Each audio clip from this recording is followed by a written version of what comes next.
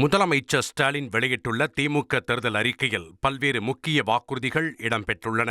அதன்படி 50 லட்சம் இளைஞர்களுக்கு வேலைவாய்ப்பு உருவாக்கப்படும் எனவும், வேலைக்கு செல்லும் தாய்மார்களுக்கு உதவியாக டே கேர் எனப்படும் 1000 குழந்தைகள் காப்பகம் உருவாக்கப்படும் எனவும் தெரிவிக்கப்பட்டுள்ளது. 2030க்குள் ஒவ்வொரு மாவட்டத்திலும் நியோ டைடல் பூங்காக்கள் அமைக்கப்படும் எனவும், 3 புதிய சிறு துறைமுகங்கள் அமைக்கப்படும் எனவும் வாக்குறுதி அளிக்கப்பட்டுள்ளது.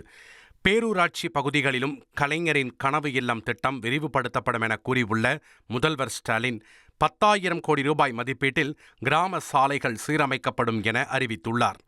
அரசு மருத்துவமனைகளில் டயாலிசிஸ் கருவிகளின் எண்ணிக்கை 2 மடங்காக உயர்த்தப்படும் எனவும், பொருளாதாரத்தில் நலிவடைந்த விளையாட்டு வீரர்களுக்கு ஓய்வூதியம் 10,000ஆக உயர்த்தப்படும் எனவும் தெரிவிக்கப்பட்டுள்ளது. அனைத்து பட்டப்படிப்புகளிலும் AI பாடப்பிரிவு உருவாக்கப்படும். போதைப்பொருள் புழக்கத்தை தடுக்க தகவல் மையம் ஏற்படுத்தப்படும். 5 ஆண்டுகளில் 10,000 புதிய பேருந்துகள் இயக்கப்படும் உள்ளிட்ட வாக்குறுதிகளும் இடம்பெற்றுள்ளன. இது மட்டுமின்றி அனைத்து மாவட்டங்களிலும் தங்கும் வசதியுடன் கூடிய விளையாட்டு விடுதி அமைக்கப்படும் எனவும், தமிழகத்தில் உற்பத்தி செய்யப்படும் பொருட்களை சந்தைப்படுத்த ப்ராடக்ட் ஆஃப் தமிழ்நாடு வர்த்தக குறியீடு உருவாக்கப்படும் எனவும் திமுக வாக்குறுதி அளித்துள்ளது. 1,27,00,000 மனங்களை வென்ற தந்தி டிவி யூடியூப் சேனல். தவிர்க்க முடியாத தம்ப்நெயில்ஸ், கலக்கலான கான்டென்ட்ஸ். நீங்களும் இந்த குடும்பத்தில் இணைய இப்பவே சப்ஸ்கிரைப் பண்ணுங்க.